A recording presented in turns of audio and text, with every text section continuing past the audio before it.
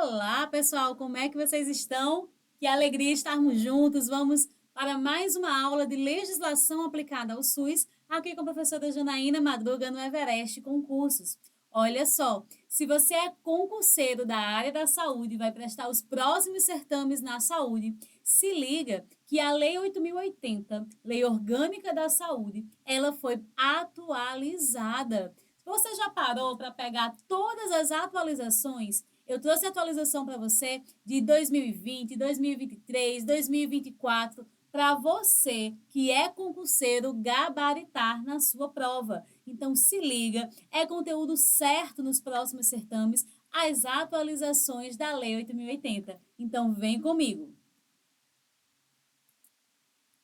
Começando, a gente vai ver nos campos de atuação do SUS, foi a primeira modificação mais recente em que nós trabalhamos, tá? Então, quando eu pego campo de atuação, ele está ali, ó, no artigo 6º. Então, artigo 6º, vou colocar para cá, artigo 6º, que aborda os campos de atuação, a gente tem a atualização. Janaína, e qual que foi a atualização no artigo 6º? Olha só, a primeira atualização que você encontra, ele vai dizer que estão incluídas nos campos de atuação a saúde bucal. Então, até 2023, saúde bucal, ela não era considerada um campo de atuação. Mas saiu a Lei 14.572 de 2023, que vai colocar a saúde bucal como campo de atuação. E lá no parágrafo 4º, ele vai definir o que é saúde bucal. E o que é que seria saúde bucal? É um conjunto de ações, olha aqui para você, ó,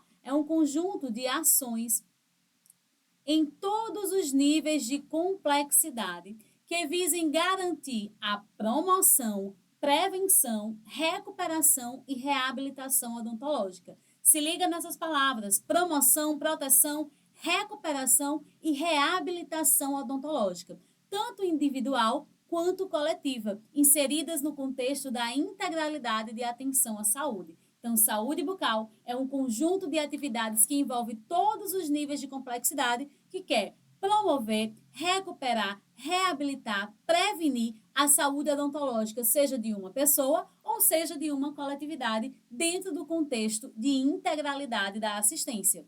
E aí, quando a gente vai lá nas competências, a saúde bucal, por ter sido um campo de atuação, também foi inserido nas competências. Janaína, onde é que eu vejo competências? No artigo 15 da Lei Orgânica da Saúde, Lei 8.080, de 19 de setembro de 90, você vai encontrar as atribuições comuns. Já no artigo 16, 17 e 18, você encontrará, respectivamente, as atribuições de cada esfera de governo. E o que é que seriam as atribuições de cada esfera de governo? Qual que é a competência nacional, estadual e municipal? A saúde bucal, ela vai entrar nos três. A nível nacional, lá no inciso 20, ele vai colocar, ó, definir as diretrizes e as normas para a estruturação física e organizacional dos serviços de saúde bucal. Então, a nível nacional, tem sempre isso em mente. A União, ela vai criar, ela vai instituir, ela vai formular ou participar de uma formulação ou definir, ela que dá o norte das políticas públicas. Então, quando eu olho saúde bucal a nível nacional, ela vai definir essas normas para a estruturação física e organizacional dos serviços de saúde bucal, ok?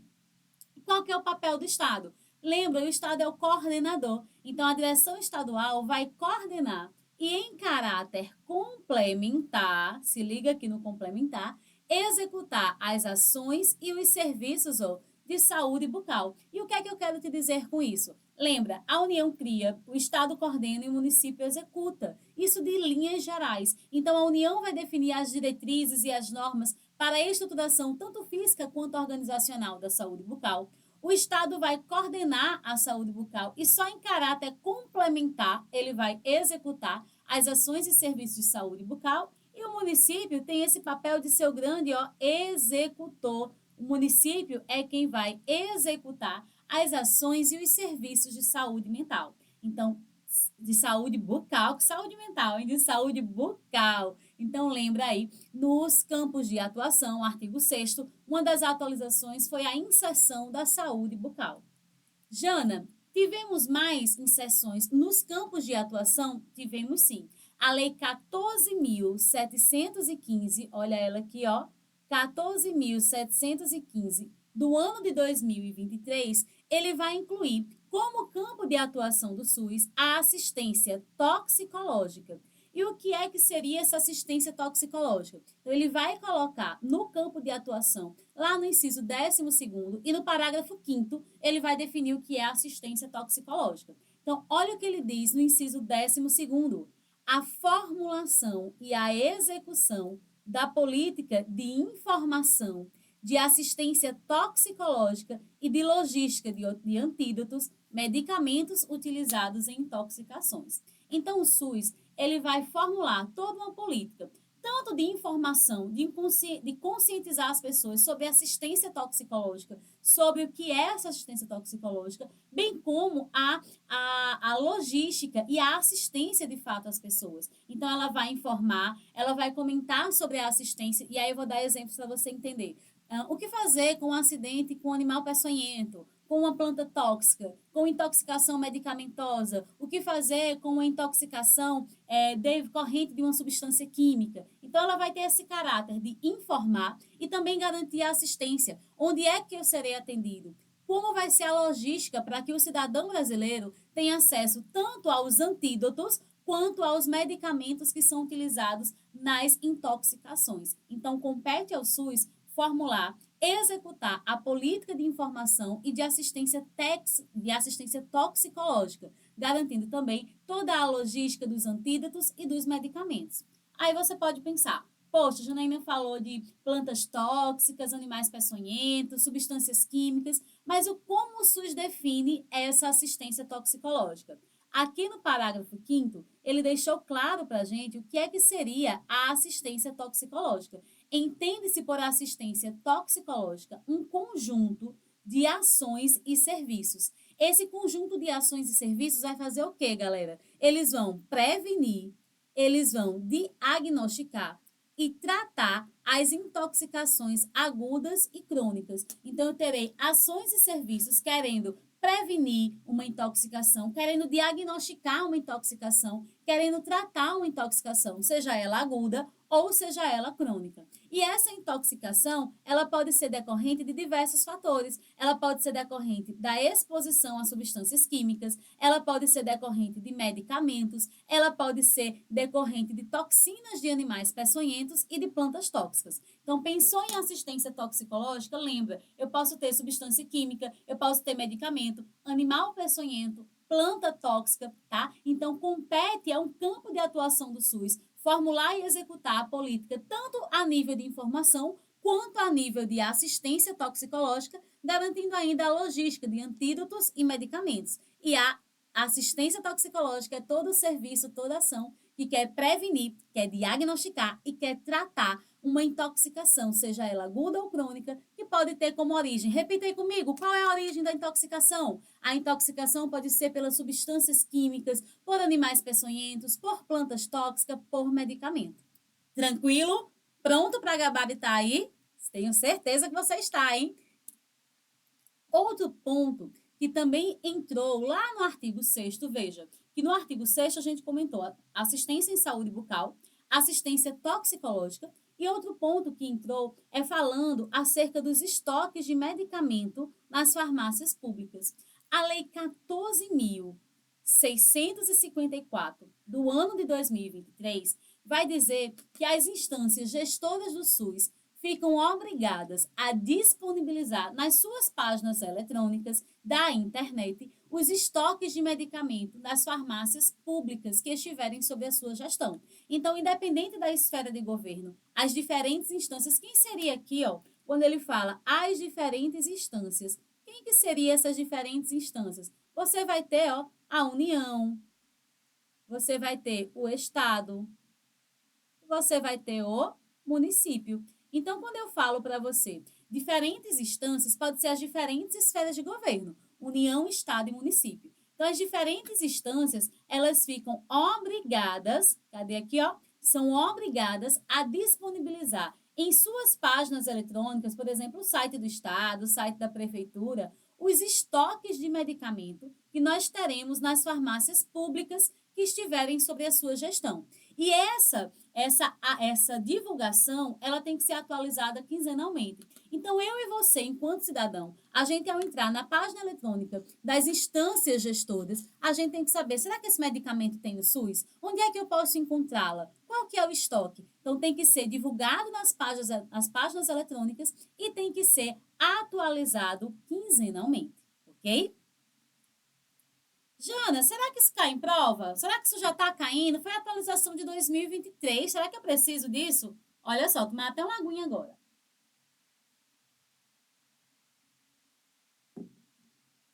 Vem aqui comigo. A prefeitura, que é prova de 2024, Bancada MTEC, Prefeitura de Palmeira dos Índios. Olha o que ele diz. Analise as informações a seguir.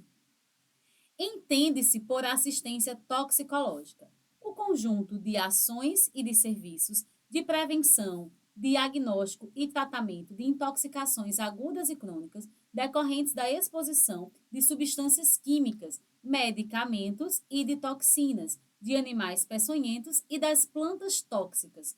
Então, quando eu falo assistência toxicológica, é um conjunto de ações e serviços que quer prevenir, diagnosticar e tratar intoxicações agudas e crônicas? Sim. Essa intoxicação pode ser decorrente de substância química, de medicamento, de toxina de animal peçonhento e de planta tóxica. Acabamos de ver isso lá no artigo 6º, no parágrafo 5º, onde fala dos campos de atuação. Então, esse item 1 aqui, ó, correto, lindo, maravilhoso, verdadeiro. Então, quando eu olho aqui para o item 1, verdadeiro. Vamos ver esse item 2. Entende-se por saúde bucal um conjunto articulado de ações em todos os níveis de complexidade. Até aqui, ok.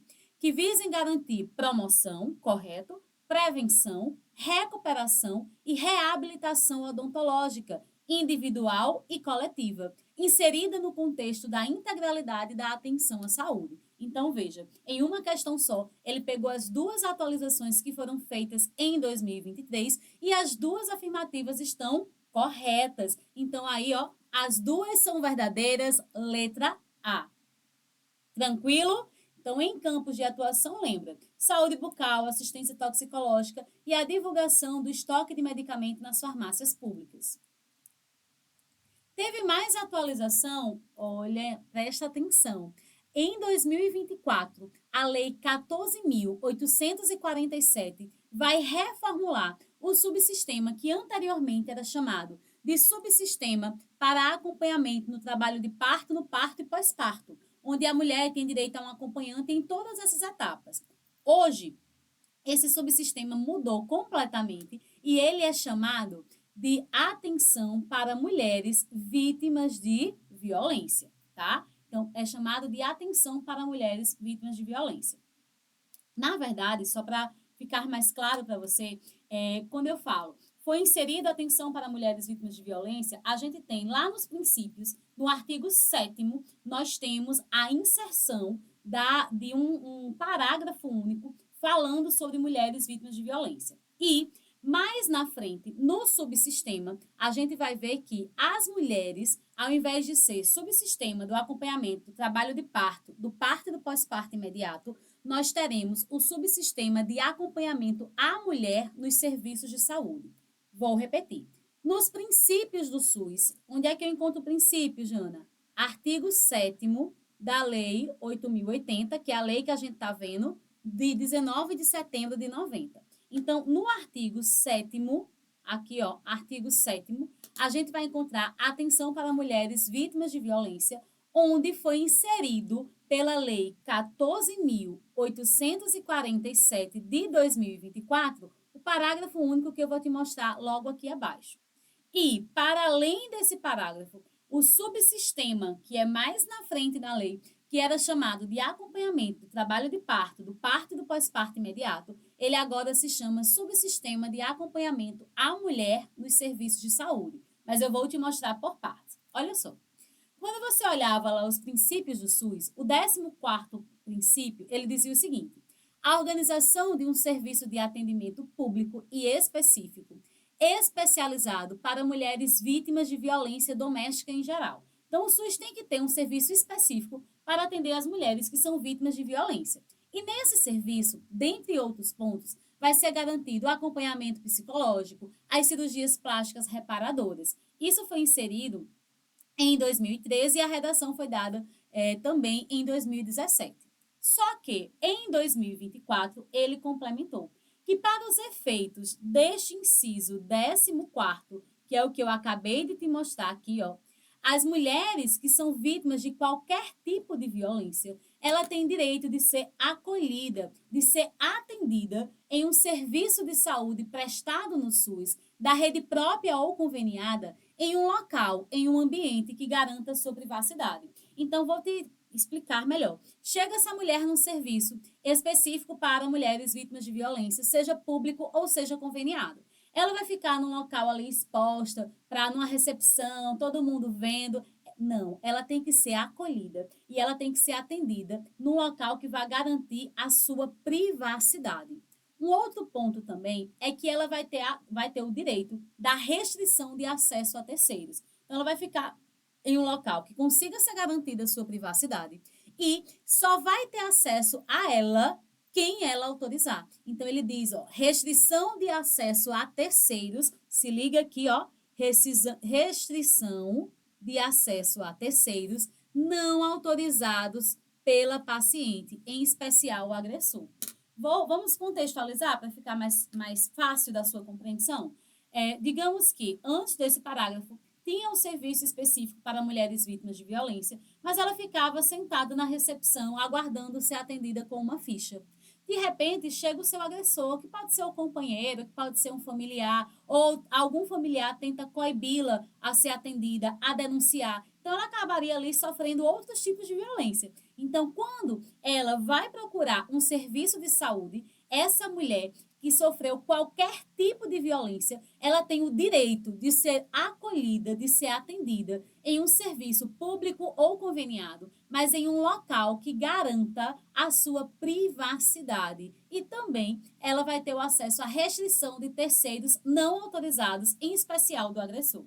Tranquilo? Então, isso foi inserido no artigo 7º, tá? Foi inserido como princípio do SUS. Você tem o princípio 14º, que falava do atendimento específico para mulheres vítimas de violência, e logo abaixo você terá um parágrafo único que fala sobre estar em um ambiente que garanta a sua privacidade e a restrição de acesso a terceiros não autorizados pela vítima, ok?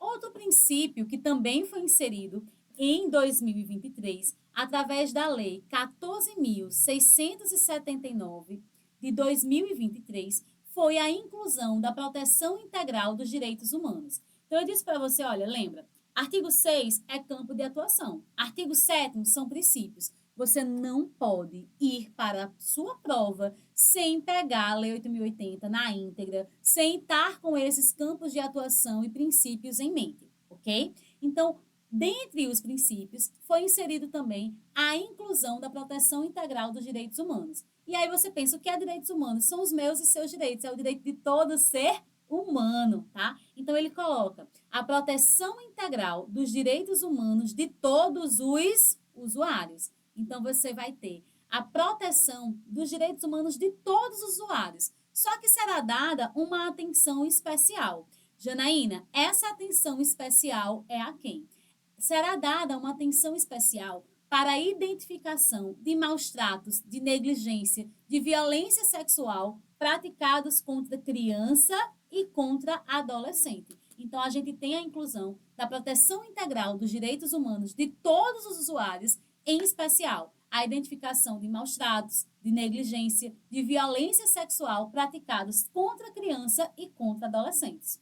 Tranquilo? Beleza? Então, aqui nós temos a inserção de um princípio novo, que não fazia parte, e um parágrafo único, complementando o princípio 14º, do inciso 14º da Lei 8.080. Outro subsistema, e aí não foi em 2023, mas foi em 2020, e se você não pegou para estudar, que sofreu atualização, foi o subsistema de atenção à saúde indígena. Janaína, me ajuda, estou começando meus estudos agora. Dentro da Lei 8.080, nós teremos subsistemas. o subsistema de atenção à saúde indígena, de acompanhamento à mulher nos serviços de saúde, de atendimento domiciliar. Então, são subsistemas que estão dentro do sistema SUS e aparecem na Lei 8.080, tá? Um deles é o subsistema de atenção à saúde indígena. E no ano de 2020, a gente vai ter algumas inserções nesse subsistema, ele já existia, mas em 2020, alguns parágrafos serão inseridos, bem como incisos, dentro do subsistema de saúde indígena, por meio da Lei 14.021. Então, olha só. Primeiro parágrafo que a gente vê aqui, ó, a União instituirá mecanismo específico de financiamento para os estados, para o Distrito Federal e para os municípios, sempre que houver necessidade de atenção secundária ou terciária fora dos territórios indígenas. Toda vez, meu amor, que você pensar saúde indígena, a responsabilidade é da União. Os estados, os municípios, as instituições não governamentais, elas podem atuar de forma complementar. Mas quem organiza esse subsistema, quem financia esse subsistema é a União. E nos territórios indígenas, nós temos a implantação dos distritos sanitários especiais indígenas, também chamado de D6, ok? E a população indígena será atendida nesses distritos. Mas, sempre que o atendimento que ela necessitar for fora daquilo que o distrito é capaz de ofertar, e aí ela vai ser atendida, essa população indígena vai precisar de uma atenção secundária, vai precisar de uma atenção terciária. Fora desse território indígena, a União vai garantir ao prestador dessa assistência um financiamento específico. Então, se ela sair, essa população indígena sai do seu território e vai ser atendida por uma atenção secundária municipal. A União tem que garantir esse aporte de recurso. Ou vai ser atendida num serviço estadual. A União tem que garantir esse aporte de recurso. Ou será atendida em um serviço do Distrito Federal. A União tem que garantir esse aporte de recurso. E como é que ele colocou? Um mecanismo de financiamento específico aos estados, ao Distrito Federal e aos municípios, sempre que tiver uma necessidade de uma atenção secundária ou terciária fora do território indígena, ok? Lembra que aqui nós estávamos no contexto da pandemia, tá? Então, a gente estava no contexto da pandemia e teve essas inserções que foram importantes para garantir a assistência à população indígena. No parágrafo 2º, ele vai falar sobre situações de emergência e de calamidade pública. Em situações de emergência, quando você pensar em saúde indígena, nós temos aí duas inserções, tá? A primeira inserção, que a gente vê aqui no inciso 1, versa sobre um aporte adicional de recursos não previsto nos planos de saúde aos distritos sanitários especiais de atenção indígena, tá? Que seriam os D6. Como assim, Janaína? Vamos de água aqui. Como assim, Janaína? Como é que isso funciona? Lembra que eu falei para você, olha, nós temos os distritos sanitários especiais indígenas, organizado pela União. Em uma situação de calamidade, você concorda comigo que a demanda nesse distrito vai ser maior? Se a demanda é maior, a necessidade de recursos é maior. Então, sempre que a gente tiver uma situação emergencial ou uma situação de calamidade pública, a União vai garantir a esse distrito sanitário especial de atenção à saúde indígena um aporte adicional de recurso, que não estava previsto no seu plano porque é uma situação de emergência, é uma situação de calamidade. Além disso, a lei traz também para a gente que deve ser garantida a inclusão dos povos indígenas nos planos emergenciais para atendimento de pacientes graves nas secretarias municipais e estaduais. Então, quando você tem uma situação de calamidade, uma situação de emergência, os municípios fazem seus planos emergenciais, os estados fazem seus planos emergenciais. Então, nesse caso, ao fazer esse plano emergencial, deve ser garantida a inclusão dos povos indígenas para esse atendimento emergencial, explicitando, deixando claro qual é o fluxo para essa população, quais serão as referências para o atendimento oportuno. Então, a gente tem que ter a garantia da inclusão dos povos indígenas, tanto nos planos emergenciais, para atender os pacientes graves, nas secretarias municipais, estaduais, dizendo qual que vai ser o fluxo, qual que vai ser a referência, para que a população indígena tenha um atendimento oportuno frente a essa situação de emergência e de calamidade pública, ok? E outro ponto também que ele inseriu em 2020 foi este parágrafo 1º, que versa sobre a obrigatoriedade de se fazer o registro e a notificação da declaração de raça ou cor da população indígena, garantindo aí a identificação de todos os indígenas atendida nos sistemas públicos. Então, a Rede SUS, ela tem que obrigatoriamente fazer o registro em seus instrumentos de coleta de dados que alimentam os sistemas de informação da notificação da declaração de raça ou cor, para que a gente possa identificar os indígenas que são atendidos nos serviços públicos, para que a gente possa construir indicadores para essa população. Tranquilo? Então, foi de 2020. Talvez você já tenha visto essa atualização, mas se você não viu, a gente está fazendo um resgate de 2020 a 2024, porque a Lei 8.080 tem sofrido várias modificações e você tem que estar ligado. Um subsistema que eu já tinha falado para você, olha, ele mudou completamente. Foi o subsistema de acompanhamento à mulher nos serviços de saúde. Então, antes, esse subsistema ele se chamava Subsistema de Acompanhamento no Trabalho de Parto, no Parto e no Pós-Parto Imediato. Hoje, a mulher tem direito a acompanhamento nos serviços de saúde. Janaína, desde quando? Em 2023, com a Lei 14.737. E o que é que a gente vê na Lei 14.737? Ele coloca que em consultas, em exames, em procedimentos realizados nos serviços públicos ou privados, toda mulher terá o direito de se fazer acompanhar por uma pessoa maior de idade. Então, seja uma consulta, seja um exame, seja um procedimento, tanto em um serviço público ou privado, independente dele ser complementar, tá? No Brasil, em qualquer serviço público ou privado, quando uma mulher vai fazer uma consulta, quando a mulher vai se submeter a um exame, a um procedimento, ela tem direito de se fazer acompanhar por uma pessoa maior de idade. Então, a mulher agora passa a ter acompanhante, direito a um acompanhante maior de idade, em consultas, em exames e em procedimentos. E esse acompanhante é durante todo o período de atendimento, independente de notificação prévia. Então, você, mulher que está assistindo, ou você,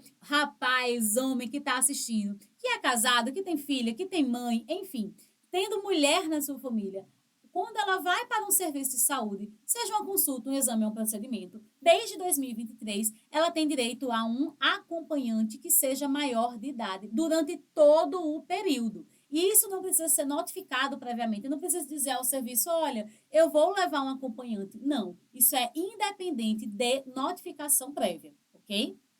Ele continua aqui no parágrafo 1. O acompanhante deste artigo será de livre indicação da paciente. Então, é de livre indicação.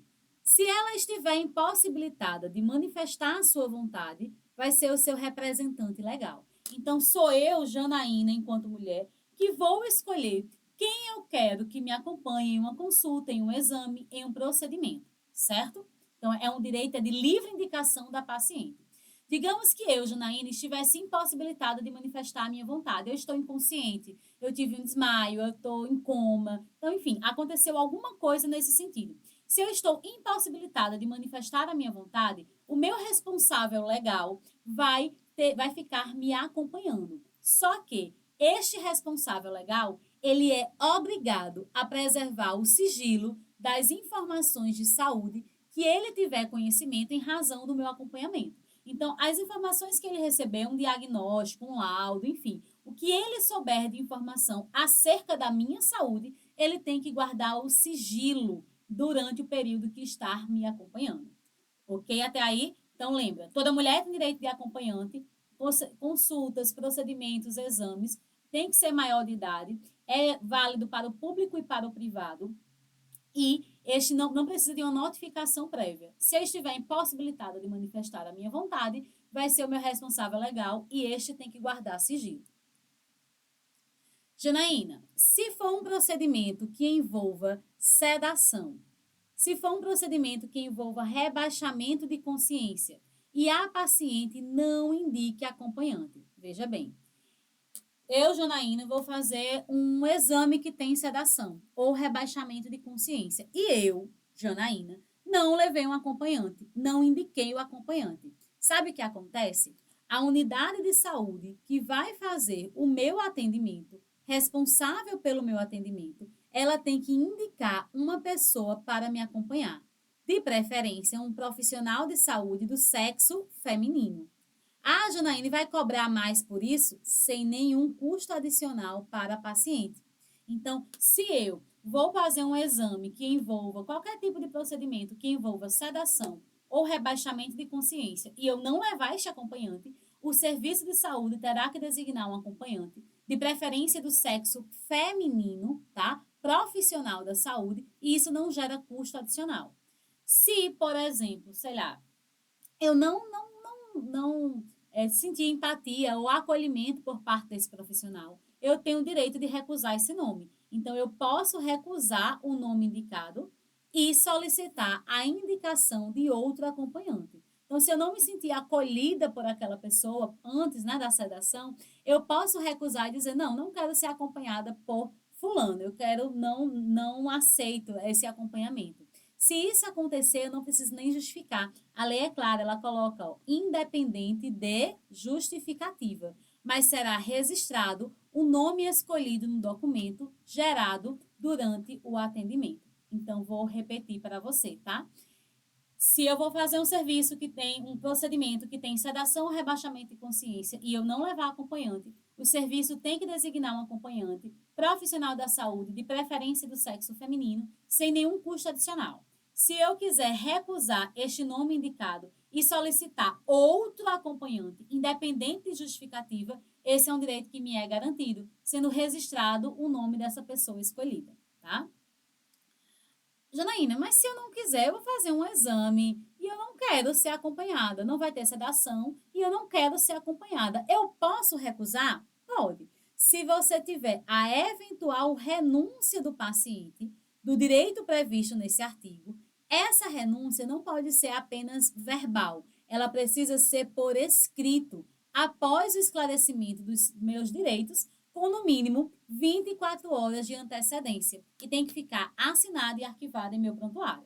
Então, veja, não quero ser acompanhada. Antes do procedimento, 24 horas antes, eu tenho que ser informada sobre esse direito, sobre a importância do acompanhante. E se mesmo assim eu não quiser, eu renunciar este direito previsto na lei, eu preciso assinar, fazer isso por escrito, deixar assinado e vai ficar anexado junto ao meu prontuário. Toda unidade de saúde, ela é obrigada a manter em um local visível de suas dependências um aviso que informe sobre esse direito. Então, vai ficar lá um cartaz, um aviso em papel A4, enfim, tem que estar uma placa, tem que estar informado em local visível de suas dependências sobre esse direito do acompanhante, do acompanhamento da mulher, seja em um serviço, seja em uma consulta, seja em um exame ou um procedimento. Se for em centro cirúrgico ou unidade de terapia intensiva, que tenha questões relacionadas à segurança do paciente, nós sabemos que um centro cirúrgico tem todas as questões para a não contaminação, né, para a segurança do paciente. A UTI também, né, um setor que a gente tem que estar muito atento para não ter nenhum tipo de infecção, para não ter nenhum evento adverso ao paciente. Então, em um caso de um atendimento realizado em um centro cirúrgico ou em uma unidade de terapia intensiva, que tenha restrições relacionadas à segurança do paciente e seja justificada pelo seu corpo clínico, a mulher continua tendo direito a acompanhante, mas esse acompanhante precisa ser um profissional de saúde. Então, em UTI ou centro cirúrgico, devido a questões de segurança do paciente, se o corpo clínico justificar, vai ser admitido o acompanhante? Vai, mas este terá que ser um profissional de saúde, tá? E um parágrafo 5º, cerrando aqui a discussão nesta temática, fala num caso de urgência e emergência. Por exemplo, Janaína, uma mulher sofre um acidente, ela está sozinha, ela está desacordada e o SAMU vai socorrê-la. E aí, ele socorre sem acompanhante ou não? Quando se fala de urgência e emergência, a lei diz que os profissionais, eles ficam autorizados a agir na proteção e na defesa da saúde e da vida da paciente, ainda que na ausência de acompanhante. Então, se ela tem uma necessidade, o serviço de urgência e emergência vai agir para proteger a vida, para proteger a saúde, independente dela estar acompanhada, ainda que na ausência do acompanhante, ok? Será que isso já caiu em prova? Será que o que eu estou trazendo para você é importante para a tua aprovação nesse ano? Sem dúvida, olha só. Sobre o direito de acompanhamento à mulher nos serviços de saúde, analise as proposições abaixo e assinale a única alternativa verdadeira. Então, vamos ver aqui. Em consultas, letra A, em consultas, em exames, em procedimentos realizados em unidade de saúde pública ou privada, toda mulher tem o direito de se fazer acompanhar por uma pessoa maior de idade durante todo o período de atendimento, mediante notificação prévia. Ué, tem notificação prévia? Eu sei que você já está respondendo aí, né? Não, gente, não precisa de notificação prévia. Então, quando ele diz aí, ó, mediante notificação prévia, a unidade de saúde, não, independente de notificação prévia, a mulher tem este direito a acompanhante. Então, a letra A gente já coloca aqui que ela está falsa, porque não é mediante a uma notificação prévia. Os serviços de saúde do SUS, da rede própria ou conveniada, somente ficam obrigados a permitir a presença de um acompanhante no caso de parturiente e apenas durante todo o período de trabalho de parto, parto e o pós-parto imediato. Olha, isso aqui também está falso. Anteriormente, meus amores, era assim. Antes dessa atualização na Lei 8.080, era assim. A gente viu que o acompanhamento, né, era só durante o trabalho de parto, parto e o pós-parto. Mas hoje, a mulher tem o direito de acompanhamento em todos os serviços de saúde, ok? Letra C. No caso de um atendimento que envolva qualquer tipo de sedação ou rebaixamento do nível de consciência, caso a paciente não indique acompanhante, a unidade de saúde responsável pelo atendimento indicará necessariamente um profissional de saúde do sexo feminino para acompanhá-la sem custo adicional para a paciente, que não poderá recusar o nome indicado e solicitar a indicação de outro sem justificativa. Temos aí dois erros, tá? Nessa letra C, quando ele diz aqui, ó, necessariamente profissional do sexo feminino, não é necessariamente, é preferencialmente. Não é necessariamente, é preferencialmente. Outro erro é quando ele diz que a mulher ela não pode recusar o nome indicado. Veja, se a mulher será submetida a um atendimento, a um procedimento que tem rebaixamento de nível de consciência e ela não está acompanhada, o serviço de saúde tem que designar um acompanhante para esta mulher, preferencialmente profissional da saúde do sexo feminino. E ela pode recusar e solicitar outro, independente de justificativa, tá? Então, aí está falsa essa letra C. Então, letra C aqui, ó. Veja que essa questão abordou na íntegra as atualizações do subsistema. Letra D. As unidades de saúde de todo o país estão obrigadas a manter em local visível de suas dependências o aviso que informe sobre o direito de acompanhamento à mulher nos serviços de saúde. Verdadeiro. As unidades de saúde, sejam públicas ou privadas, elas têm que manter em um local visível de suas dependências um aviso informando sobre esse direito estabelecido. Olha a letra E. Em caso de atendimento com sedação, a eventual renúncia do paciente ao direito de acompanhamento deverá ser por escrito, após esclarecimento dos seus direitos. No momento do atendimento, olha aqui o erro, não é no momento do atendimento, tem que ser 24 horas de antecedência. 24 horas de antecedência. Então, aí, nosso gabarito, letra D, perceba a atualização importantíssima para a tua aprovação, subsistema de acompanhamento à mulher nos serviços de saúde. Jana, teve mais atualização? Teve, sim. Nós temos apresentada também na Lei 8.080 a CONITEC, a Comissão Nacional de Incorporação de Tecnologia. Esta comissão, ela assessora o Ministério da Saúde quando a gente vai ter a inclusão de um medicamento ou de protocolo, ou a exclusão, ou a alteração.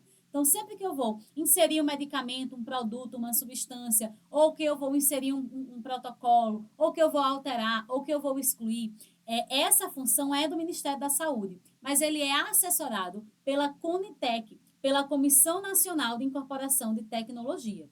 A Lei 14.655, do ano de 2023, vai introduzir dentro da composição da Conitec um novo membro. Então, a gente vê que aparece da seguinte forma na lei: a Comissão Nacional de Incorporação de Tecnologia no SUS, cuja composição e regimento são definidos em regulamento, contará com a participação de. Então, a gente vai ter aqui, ó, um representante do Conselho Nacional de Saúde, do CNS, isso você já sabia, um representante do CFM, do Conselho Federal de Medicina, este tem que ser especialista na área, por exemplo, se vai julgar um medicamento para asma, o ideal é que seja um pneumologista, ok? E aqui é a atualização, que vai ser um representante especialista na área, indicado pela Associação Médica Brasileira. Então, agora a Conitec, ao ser constituída, lembra que essa constituição é mediante a instauração de um processo administrativo, que será, esse processo ele tem um prazo de 180 dias, podendo ser prorrogado por 90. E a Conitec vai fazer o seu estudo sobre esse medicamento, produto ou procedimento, tá? Ao ser constituída, ela agora passa a ser formada por 3 membros: um representante do Conselho Nacional de Saúde, um representante do Conselho Federal de Medicina, especialista da área, e a atualização é um representante especialista indicado pela Associação Médica Brasileira. No artigo 19, também ainda na parte da Conitec, lá no artigo 19V, a gente tem uma inserção, tá?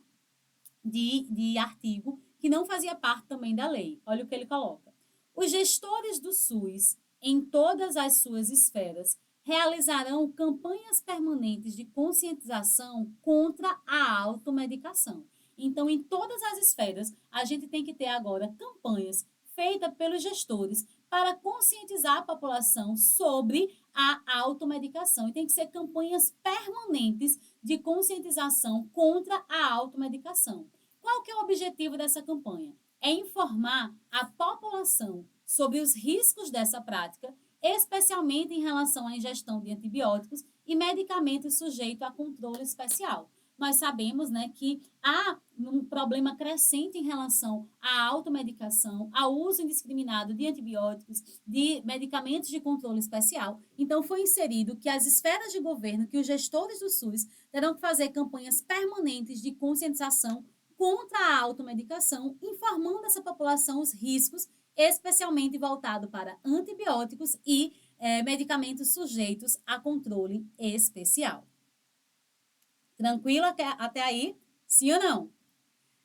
Lá em participação complementar, também tivemos uma inserção, Lei 14.820 do ano de 2024. O artigo 26, quando fala de participação complementar, ele diz que os critérios e os valores para a remuneração dos serviços e os parâmetros da cobertura assistencial, eles são estabelecidos pela Direção Nacional do SUS. Como assim, Janaína? Veja, o SUS, ele pode contar com a participação complementar da iniciativa privada. A assistência à saúde, ela é livre à iniciativa privada, só que de caráter complementar, mediante contrato de direito público ou convênio, e as entidades filantrópicas têm preferência. Você já aprendeu isso tanto em Constituição, e esse texto é bem falado na Lei 8.080, tá? Mas aí você me pergunta, quanto o SUS paga por um procedimento, por um serviço? Então, quais são os critérios, quais são os valores de remuneração, quais são os parâmetros dessa cobertura assistencial estabelecida, né? Como que isso é feito? Então, quem estabelece esses valores, esses parâmetros, é o Ministério da Saúde. E o CNS, o Conselho Nacional de Saúde, irá aprovar esses valores, esses parâmetros e esses critérios, ok? A Lei 14.820 vai dizer o seguinte em seu parágrafo 5º. Os valores a que se refere o caput desse artigo para o conjunto das remunerações dos serviços de saúde serão definidos no mês de dezembro de cada ano. Então, sempre em dezembro, vai ser definido quais são os valores para a remuneração dos serviços e os parâmetros da cobertura assistencial. Então, quando é que isso é definido pelo Ministério da Saúde para ser aprovado pelo Conselho Nacional? Será definido no mês de dezembro, através de um ato do Ministério da Saúde, que deve buscar a garantia da qualidade do atendimento, o equilíbrio econômico-financeiro na hora de prestar o serviço e a preservação do valor real destinado à remuneração dos serviços de acordo com a disponibilidade orçamentária e financeira. Então, sempre em dezembro de cada ano, o Ministério da Saúde, por meio de um ato, vai estar estabelecendo quais são os valores, desde que seja garantido a qualidade do atendimento, o equilíbrio econômico-financeiro, a preservação do valor real, para que você não tenha, né, uma desvalorização e a disponibilidade orçamentária e financeira, ok? Outro ponto de inserção no ano de 2022 foi a telesaúde. A gente sabe que a pandemia, né, ela nos mostrou, a telesaúde, ela já era existente, né, mas ela não era tão forte quanto se tornou na pandemia. E aí, a Lei 14.510 de 2022 vai dispor sobre a telesaúde. Jana, o que é telesaúde? O que é que eu posso entender por telesaúde? Toda vez que você pensar em telesaúde, ela é uma prestação remota de serviços relacionadas a todas as profissões da área da saúde. Então, quando eu falo em telesaúde, é um atendimento remoto que envolve todas as profissões que sejam regulamentadas pelos órgãos competentes. Então, é uma profissão da saúde regulamentada, a gente vai ter, ela pode ser atendida, pode ter atendimento por telesaúde, que é uma prestação de atendimento remoto. A telesaúde, ela se organiza em princípios, tá? E eu vou comentar esses princípios com vocês. A gente tem aqui, como primeiro princípio, a autonomia do profissional. Então, o profissional, ele pode decidir se quer atender ou não por telesaúde. É um direito que lhe assiste, tá? Então, vai ser preservada essa autonomia, inclusive em relação, por exemplo, para dizer, olha, este paciente, ele não tem perfil para o atendimento de telesaúde, a gente não consegue estabelecer um vínculo, a comunicação, ele não consegue compreender, captar. Então, o profissional de saúde, ele tem essa autonomia para decidir se vai atender ou não, para decidir no acompanhamento do seu paciente quando tem que ser presencial, quando pode ser remoto ou quando não dá para ser remoto, certo? Um outro princípio é o consentimento. Consentimento de quem? Consentimento livre e esclarecido do paciente. Então, o paciente, o usuário, ele tem que consentir, permitir ser atendido na modalidade de telesaúde, tá? Ele também tem o direito de recusa. Se o usuário não quiser ser atendido por telesaúde, ele tem esse direito, sendo garantido, sendo dada a garantia do atendimento em outra modalidade, na modalidade presencial. Então, se ele não quiser ser atendido de forma remota, ele tem esse direito, mas ele não vai perder, ele tem a garantia de que será atendido, tá? Outro princípio versa sobre a dignidade e a valorização dos profissionais de saúde. Então, você vai zelar pela dignidade, pela valorização, a assistência segura e com qualidade, a confidencialidade dos dados, a promoção da universalização. Veja, gente, de forma remota, você pode ter o maior especialista, por exemplo, atendendo nos lugares mais longínquos do país. Então, você consegue garantir aí um atendimento universal. Nós temos como princípio também a observância das atribuições legais de cada profissão. Então, vai ser observado a lei do exercício profissional, o código de ética dessas categorias, tá? Então, as atribuições legais de cada categoria profissional e a responsabilidade digital. Para fins dessa lei, né, quando a gente fala de telesaúde, considera-se telesaúde a prestação de serviços à distância. Então, quando eu falo em telesaúde, eu tenho um serviço à distância que utiliza uma TICS, uma tecnologia de informação e de comunicação. Então, você tem aqui, ó, a tecnologia de informação e de comunicação. E essa tecnologia vai envolver, entre outros, a transmissão segura de dados, de informações, através de textos, através de sons, através de imagem ou outras formas adequadas. Então, você vai ter um atendimento na modalidade à distância, através de uma tecnologia onde eu consigo transmitir um dado, uma informação, um texto, um som, uma imagem, certo? Quando o profissional atende por telesaúde, os seus atos têm validade em todo o território nacional. Então, eu posso estar na Paraíba atendendo uma pessoa de qualquer estado brasileiro, porque meu ato profissional tem validade a nível nacional na modalidade telesaúde. Ao profissional vai ser assegurado a liberdade e a completa independência de decidir se ele quer utilizar ou não a telesaúde. Então, o profissional ele tem o direito, como eu já falei para você, se ele quer utilizar a telesaúde ou não, inclusive em relação à primeira consulta, ao primeiro procedimento. Ele pode indicar um atendimento presencial ou, sempre que precisar, optar por ele. Então, você tem essa garantia da liberdade e da independência do profissional da saúde, tá? Em relação à terapêutica a ser implementada com o seu paciente, com o seu usuário.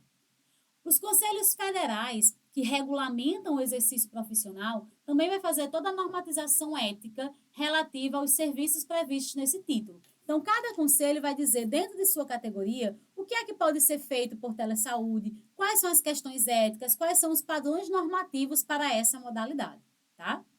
Lembrando-se que, quando a gente atende na modalidade telesaúde, o artigo 26E, ele vai falar que devem ser observadas as normas expedidas pelo órgão de direção do SUS. Então, em relação ao seu funcionamento, em relação à competência dos demais órgãos reguladores, tem que seguir as normas expedidas pela direção do SUS. Será que isso cai em prova? Olha só. Considerando as disposições da Lei 8.080 acerca da telesaúde, analise as afirmativas a seguir e assinale V para verdadeiro e F para falsa. Entre os princípios a serem observados no exercício da telesaúde estão a assistência segura e com qualidade e a confidencialidade dos dados. Ó, isso aqui está verdadeiro. Sabendo disso, você já vinha aqui, já eliminava a letra B, já eliminava a letra D. Segundo parênteses. Ao recusar o atendimento na modalidade telesaúde, o paciente abre mão da possibilidade de atendimento presencial. Claro que não. Ele tem, um princípio, o direito de recusa. Se o paciente quiser recusar a telesaúde, ele tem esse direito, sendo garantido o atendimento em outra modalidade. Então, não tem essa de abrir mão. Isso aqui está falso. Sabendo disso, ó, tu já riscava a letra A, já riscava a letra C, você já tinha gabarito. Olha como ficou fácil. Compete aos órgãos federais, compete aos conselhos federais a fiscalização do exercício profissional, a normatização ética relativa à prestação dos serviços de saúde na modalidade de telesaúde. Isso aqui está verdadeiro. Os conselhos federais vão estar fiscalizando o exercício profissional e vendo as questões éticas sobre essa modalidade. Então, aqui, nossa respostinha, letra E. Chegamos aí ao fim da nossa aula. Nessa aula é importante frisar que nós trabalhamos as atualizações referentes a campos de atuação do SUS, saúde bucal, assistência toxicológica, a divulgação do estoque para assistência farmacêutica, né? Para que os usuários tenham acesso à lista de medicamentos. Em relação aos princípios, nós falamos que a mulher vítima de violência ela tem esse direito de ficar em um local que garanta sua privacidade, com restrição de acesso a terceiros. Nós falamos da proteção integral dos direitos humanos, em especial a identificação de maus-tratos, de negligência para crianças e adolescentes. Nós falamos sobre o subsistema de atenção à saúde indígena, nós falamos sobre o subsistema de acompanhamento à mulher, falamos sobre telesaúde, falamos sobre Conitec, sobre participação complementar. Ufa! Sei que foi bastante coisa, mas preste atenção. Não existe um certame que a Lei 8.080, de 19 de setembro, não caia, porque é a lei que regulamenta o SUS, tá? E como ela foi muito atualizada, né, a gente teve sucessivas atualizações, essas atualizações estarão despontando, estarão caindo nos próximos concursos, eu não tenho dúvida. E você, aluno Everest, vai estar aqui preparado para gabaritar e para acertar. Foi um prazer estar com vocês. Um beijo no coração e até nosso próximo encontro.